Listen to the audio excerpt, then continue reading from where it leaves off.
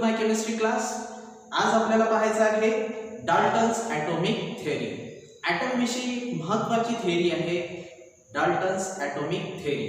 सर्वात पहिल्यांदा डाल्टन कोण होता? डाल्टन एक इंग्लंडमधील एक सायंटिस्ट आहे, फिलॉसॉफर आहे आणि डाल्टनने ॲटमचं नेचर कसं राहणार या आधीच्या व्हिडिओमध्ये आपण पाहिलं आहे की पहिल्यांदा ॲटमला इंडियामध्ये परमाणु म्हटलं गेलं, फॉरेनमध्ये त्याच परमाणूला ॲटम म्हटलं गेलं. आणि मग हे ॲटम कसे असतात, याचं नेचर काय आहे हे सांगणारी थिअरी म्हणजे डाल्टन्स ॲटॉमिक थिअरी. डाल्टनने ॲटॉमिक थिअरीमध्ये काय म्हटलेलं आहे तर ते आपण लिहून घेऊ.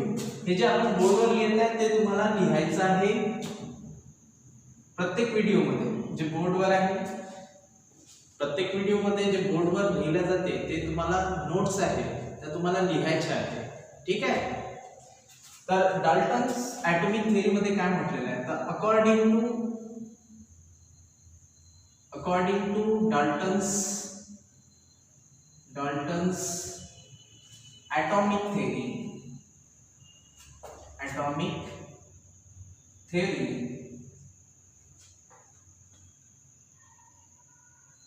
all the matter म्हणजे सर्व पदार्थ, all the matter such as कोणते matter, such as elements, compounds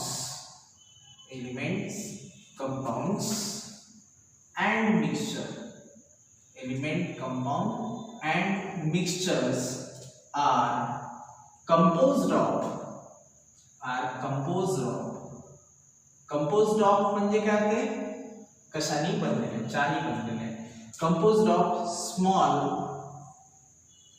indivisible particles called atoms. Dalton's atomic थिअरीचं म्हणणं काय आहे की जितके काही पदार्थ आहे, कोणतेही पदार्थ जे आपल्या डोळ्याने दिसू शकतात, जितके आपल्याला पदार्थ माहित आहे या सृष्टीमध्ये, जितके मॅटर्स आहेत, पदार्थ, मॅटर म्हणजे पदार्थ, सॉलिड असो किंवा लिक्विड असो किंवा गॅस असो, कोणत्याही फॉर्ममध्ये असो, बरोबर आहे, ते सर्व मॅटर म्हणजे एलिमेंटच्या फॉर्ममध्ये मॅटर असेल. फॉर एक्झाम्पल इकडे पहा, for example H2, for example O2 हे एलिमेंट्स आहेत. This is the hydrogen element, this is the oxygen element. एलिमेंटच्या फॉर्म मध्ये असेल किंवा या दोन एलिमेंट पासून एक कंपाऊंड बनते H2O, हे कंपाऊंड आहे. कंपाऊंडच्या फॉर्म मध्ये असेल मॅटर किंवा मग मिक्सचर. समजा आपण इथे वॉटर घेतलं, इथे वॉटर आहे H2O आणि याच्यामध्ये मिक्स केला आपण NaCl, तर NaCl in water is a mixture. हे काय झालं? मिक्सचर. तर मग एलिमेंट असो किंवा कंपाऊंड असो किंवा मग मिक्सचर असो, हे सगळं मॅटर आहे. एलिमेंटच्या फॉर्म मध्ये मॅटर असेल किंवा कंपाऊंडच्या फॉर्म मध्ये मॅटर असेल किंवा मिक्सचरच्या फॉर्म मध्ये मॅटर असेल, तर हे सर्व एलिमेंट, कंपाऊंड, मिक्सचर हे सर्व कशाने बनलेले आहे? कंपोज्ड ऑफ म्हणजे चारनी बनलेले आहे. कशाने बनलेले आहे तर small tiny indivisible particle called as atom. म्हणजे थोडक्यात आपण म्हणू डाल्टननी काय म्हटलेलं आहे? डाल्टननी म्हटलेलं आहे की जे मॅटर आहे एलिमेंटच्या फॉर्म मध्ये, कंपाऊंडच्या फॉर्म मध्ये किंवा मिक्सचरच्या फॉर्म मध्ये, हे सर्व मॅटर कशाने बनलेले आहे? Tiny, small, minute, indivisible particle. त्या पार्टिकलला म्हटलं ॲटम. म्हणजे मॅटर कशाने बनलेलं आहे? ॲटमने बनलेलं आहे. हेच परत डाल्टननी सांगितलं आहे, बरोबर आहे. आणि डाल्टननी हे सांगितल्यानंतर या थिअरीमध्ये काही पॉस्च्युलेट्स, काही पॉइंट्स मांडलेले आहे, काही मत मांडलेलं आहे, काही गृहीतके त्यांनी केलेले आहे, त्याला पॉस्च्युलेट म्हणू आपण. So let's see the postulate of Dalton's atomic theory. So पॉस्च्युलेट्स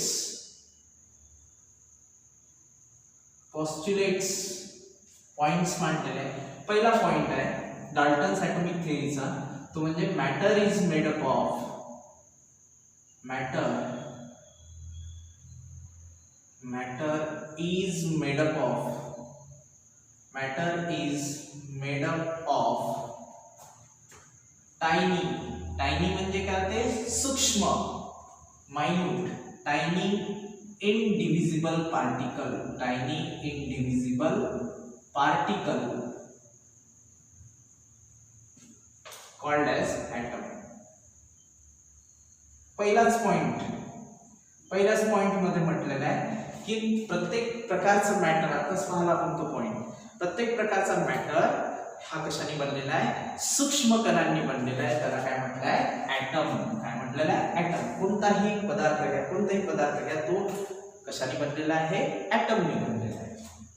second point म्हटलंय, सेकंड पॉस्च्युलेट आहे डाल्टन्स ॲटॉमिक थेअरीचं, ते म्हणजे atom is neither created nor destroyed. Atom is neither created nor destroyed during the chemical reaction,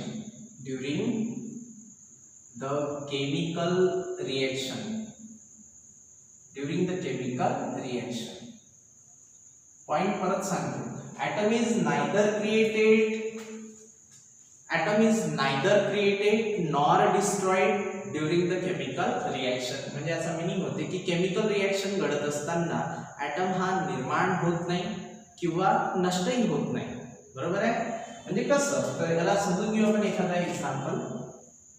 हा element आहे hydrogen, हा element आहे oxygen. बरोबर आहे. आणि इथे कंपाऊंड आहे H2. हायड्रोजन आणि ऑक्सिजन पासून काय बनणार, H2. तर हे जे ॲटम आलेलं आहे, हायड्रोजनचा ॲटम असेल, ऑक्सिजनचा ॲटम असेल, तर हे ॲटम निर्माण झाले का इथे, नाही, ते आधीच होते. हायड्रोजन ॲटम इथे आहे या एलिमेंटमध्ये, हायड्रोजन ॲटम इथे आहे. या ऑक्सिजन एलिमेंटमध्ये ॲटम ऑक्सिजन आहेच. बरोबर आहे. म्हणजे निर्माण झाले का, जसं एखादं म्हणजे तुम्ही सिरियल पाहत असाल, एखादा देव असतात म्हणजे आपल्याला दिसून जाते, अचानक अपियर झाला. बरोबर आहे. कधी कधी असं म्हणजे एखादा नागच असा येऊन जाते. बरोबर आहे. त्याला म्हणतो आपण क्रिएट झाले. बरोबर आहे. पण असं क्रिएट झाले का, आपण हायड्रोजन घेतला तोच इथे आला, म्हणजे निर्माण झाला का, नाही, तो इथे होता तोच इथे आला, कंबाईन झाला. ऑक्सिजन इथे होता, ऑक्सिजन इथे आला, असे निर्माण नाही झाले. बरोबर आहे. दुसरी गोष्ट, हे जे हायड्रोजन होते हे नंतर दिसत नाही. नंतर काय दिसते आपल्याला, H2O दिसते. बरोबर आहे. याची रिॲक्शन झाल्यानंतर आपल्याला डायरेक्ट काय दिसते, H2O. म्हणजे काय, हे डिस्ट्रॉय झाले का, नष्ट झाले का, नाही, अजिबात नाही, नष्ट नाही झाले. इथे आहे, इथे ऑक्सिजन ॲटम आहे, हायड्रोजन ॲटम इथे आहे. बरोबर आहे. म्हणजे आपण म्हणू शकतो की ॲटम इज नायदर क्रिएटही होत नाही आणि नष्टही होत नाही. बरोबर आहे. During the chemical reaction. येत्या लक्षात, आपण घेतले म्हणून इथे आहे, निर्माण झाले का असे नाही. येत्या लक्षात. आपोआप निर्माण होते का, नाही. जसं आपण एखादं सीड टाकतो म्हणून प्लांट येते, आपोआप प्लांट आलं का, नाही, सीड टाकलं होतं म्हणून प्लांट आलं. बरोबर आहे. पण जर आपण काहीच न करताच एखादं प्लांट दिसून गेलं, म्हणजे उगवलं, काही न करताच प्लांट उगवलं अचानक आपल्यासमोर, येत्या लक्षात, त्याला म्हणतो आपण क्रिएट झालं. पण इथे तसं क्रिएट झालं का, नाही, हायड्रोजन घेतला म्हणून इथे आहे, ऑक्सिजन आपण रिॲक्शन मध्ये घेतला म्हणून इथे आहे, म्हणजे क्रिएट झाले नाही. नायदर क्रिएटेड नॉर डिस्ट्रॉइड, हे नंतर दिसत नाही, पण याच्यामध्ये दिसते ना आपल्याला, हायड्रोजन आणि ऑक्सिजन, म्हणजे डिस्ट्रॉय झाले का, नाही. म्हणून म्हणतो आपण atom is neither created nor destroyed during the chemical reaction. दोन पॉइंट झाले. कोणते दोन पॉइंट झाले, matter is made up of tiny indivisible particle, matter is made up of tiny indivisible particle called as atom. आणि दुसरा point आहे, atom is neither created nor destroyed during the chemical reaction. त्यानंतर तिसरा point, third point, atoms of given element, all the atoms of काय लिहायला all the atoms मी परत लिहूनच देतो all the atoms of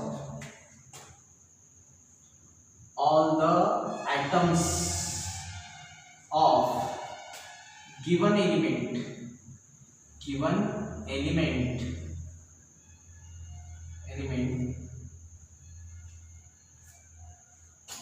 are all the atoms of given element are identical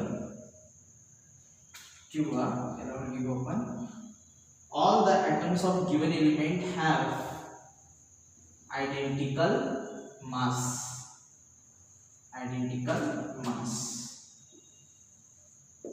म्हणजे हा point कसा समजायचा एखादा एलिमेंट दिला असेल तुम्हाला फॉर एक्झाम्पल कोणताही कार्बन घ्या ऑक्सिजन घ्या हायड्रोजन घ्या नायट्रोजन घ्या बरोबर आहे सपोज आपल्याला एखादा नायट्रोजन एलिमेंट दिला बरोबर आहे असं लिक्विड नायट्रोजन फॉर्म मध्ये किंवा गॅस घ्या गॅस मॉलिक्यूल नायट्रोजन गॅस असते लिक्विड फॉर्म मध्ये पण करता येते त्याला कन्वर्ट तर हा गॅस आहे नायट्रोजन बरोबर आहे हा एलिमेंट आहे कोणता नायट्रोजन एलिमेंट कोणता एलिमेंट आहे नायट्रोजन एलिमेंट या एलिमेंटचे हे ॲटम्स आहेत हे ॲटम तर या ॲटमचा शेप सगळे नायट्रोजन ॲटम आहे ना म्हणून याचा शेप सारखा राहते याचा साईज सारखा राहते आणि याचा मास सर्वात महत्त्वाचं याचा मास काय राहते सेम राहते आयडेंटिकल म्हणजे काय राहते सेम आयडेंटिकल मीन्स काय राहते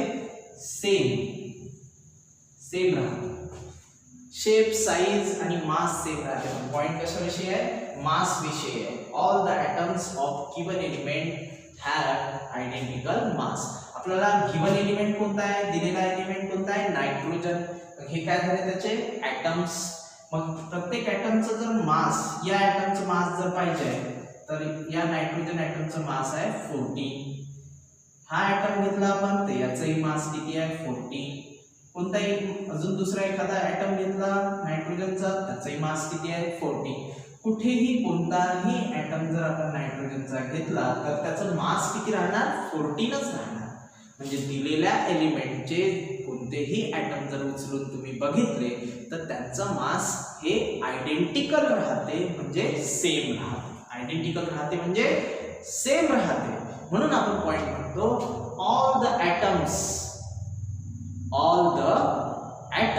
of given element have identical mass बरोबर आहे जर समजा आपण एखादा सोडियम घेतला सोडियम एलिमेंट आहे आणि त्याचा कोणताही ॲटम घेतला तर सोडियमचा एका ॲटमचं मास आहे 23 तर दुसऱ्याही ॲटमचं मास किती राहायला पाहिजे 23 तिसऱ्याही ॲटमचं मास किती राहायला पाहिजे 23 चौथा घेतला तरी त्याचं मास किती राहायला पाहिजे 23 बरोबर आहे पाचवा घेतला तरी त्याचं मास किती राहायला पाहिजे 23 कोणताही ॲटम घ्या दिलेल्या एलिमेंटचा त्याचं मास काय राहते सेम राहते म्हणून म्हटलंय all the atoms of given element have identical mass बरोबर आहे येता लक्षात हा तिसरा पॉइंट होता फोर्थ पॉइंट चौथा पॉइंट बघू आपण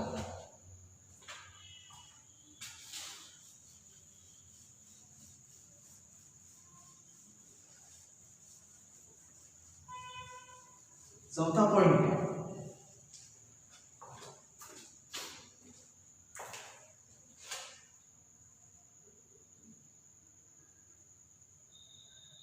atoms of different element atoms of different element atoms of different element atoms of different element have different masses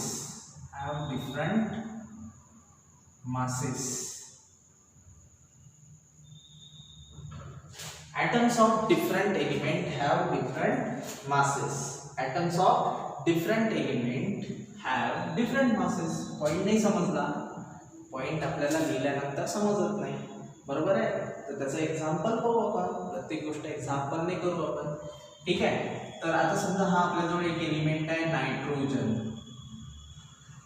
nitrogen element आहे, आणि दुसरा एलिमेंट आहे आपल्याजवळ ऑक्सिजन.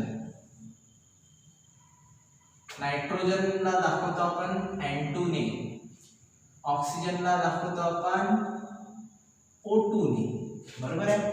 याचा ॲटम कोणता आहे N,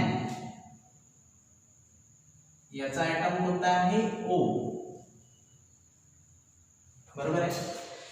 नायट्रोजन आणि हा ऑक्सिजन. नायट्रोजनचं मास आहे 14 आणि ऑक्सिजनचं मास किती आहे 16, बरोबर आहे. मग atoms, हे झाले atoms.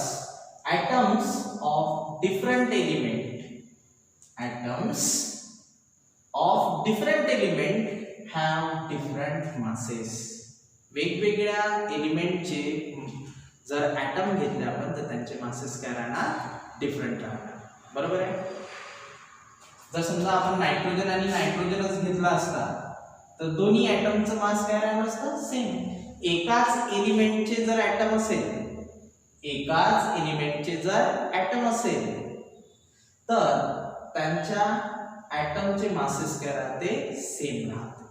एकाच एलिमेंटचे जर ॲटम्स असेल तर त्यांचे मासेस सेम राहते. पण वेगवेगळ्या एलिमेंटचे जर ॲटम्स असेल, परत सांगतो, वेगवेगळ्या एलिमेंटचे जर ॲटम्स असेल तर त्यांचे मासेस काय राहते, डिफरंट. डिफरंट एलिमेंटच्या ॲटमचे मास डिफरंट, सेम एलिमेंटच्या ॲटमचे मास सेम, बरोबर आहे. आता क्वेश्चन आहे, कार्बन, कार्बनचं मास 12, कार्बनचं मास किती रे 12, कार्बनचं मास 12. इथे कार्बन आहे तर याचं मास किती, हा कार्बनचा ॲटम आहे, हाही कार्बनचा ॲटम आहे, तर याचं मास, या ॲटमचं मास 12 आहे, तर याचं किती राहणार. ऑफकोर्स सेम ॲटम आहे तर मास सुद्धा काय राहते, same. Atoms of same element have identical mass. आता दुसरं, नायट्रोजन 14 आहे आणि कार्बन 14च राहील का, कार्बन 14 राहील का, नाही राहणार. कारण नायट्रोजन वेगळा आहे तर त्याचं मास वेगळं राहील, कार्बन वेगळा आहे, वेगळ्या एलिमेंटचा ॲटम आहे तर त्याचं मास वेगळं राहील, आणि ते किती राहते 12, बरोबर आहे. पहा, same atoms of same element have identical masses आणि atoms of different element have different masses. Point लिहिला आता, ठीक आहे. बघा पॉइंट बघतो,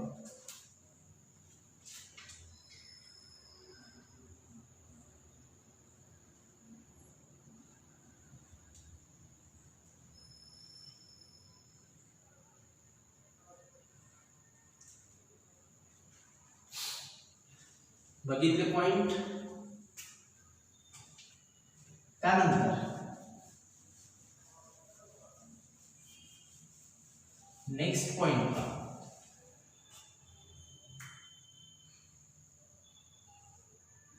atoms always combine, atoms always combine in small whole number ratio, small whole number ratio to form compound,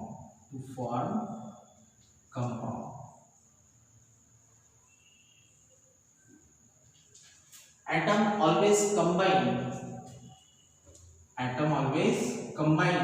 in small whole number ratio to form a compound. जसं for example H2, दोन हायड्रोजनचे item घेतले आपण आणि एक ऑक्सिजनचा, त्याचा ratio झाला 2:1, बरोबर आहे.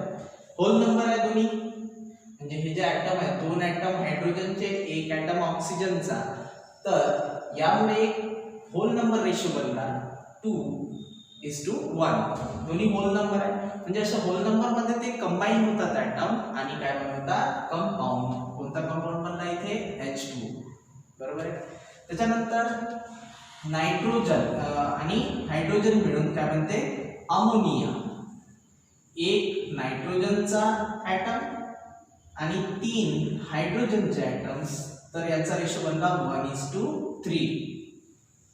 दोन्ही नंबर 1 आणि 3 हे काय होल नंबर्स आहे, पूर्णांक संख्या, होल नंबर्स आहे. 1.5 ने राहणार, 3.5 ने राहणार, 2.1 ने राहणार, होल नंबर्स राहतील. म्हणून म्हटलंय atoms combine in a small whole number ratio. असं नाही होणार 50:23 एवढे मोठे मोठे नंबर्स नाही राहणार, स्मॉल राहील. 1:3, 2:1, 1:1, बरोबर आहे, असे राहतील. एकदम मोठे मोठे होल नंबर्स राहणार नाही. म्हणून काय म्हटलं, atom always combine in a small whole number ratio to form compounds. हा अमोनिया आणि हा H2. कंपाऊंड कसे बनतात तेही पाहणार आपण नेक्स्ट लेक्चर्स मध्ये. डोंट वरी, फक्त हे लिहून घेत जा पॉइंट वाईज. हे सगळं लिहायचं, आठवलं पाहिजे काय शिकवलं आहे. ठीक आहे, हे समजलं तुम्हाला. त्यानंतर नेक्स्ट पॉइंट आहे,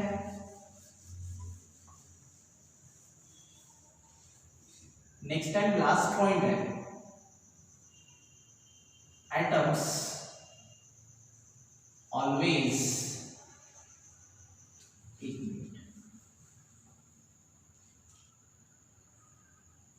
number of atoms and kinds of atoms always remains constant, always